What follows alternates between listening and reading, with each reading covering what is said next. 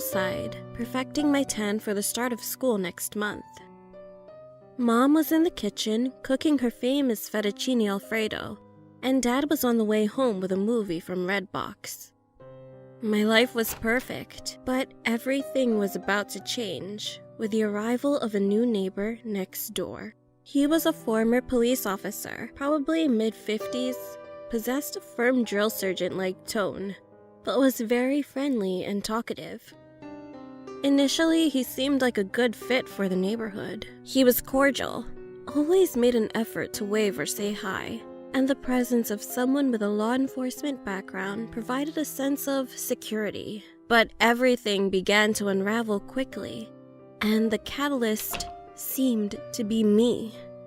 My neighbor took a sudden and keen interest in me. Whenever I went outside, I could feel his eyes examining me. He would always wander over and try to start conversations with me, but as soon as he heard or saw my parents, he would leave. He asked me if I had any social media accounts. When I lied and said no, he asked if he could take a picture of me and proceeded to snap a pic before I could reply. I felt completely unnerved and frightened about his intentions for me. For all I knew that we could have a murderer or pedophile living a mere feet from our home. I knew I had to delve deeper, so one night I aimed my telescope at his window, and what I saw only amplified the alarm bells going off in my head.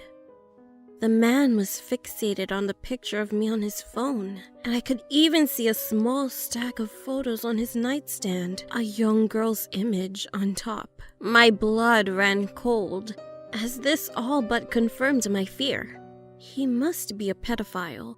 The next night, I saw him sneakily rummaging through our trash can.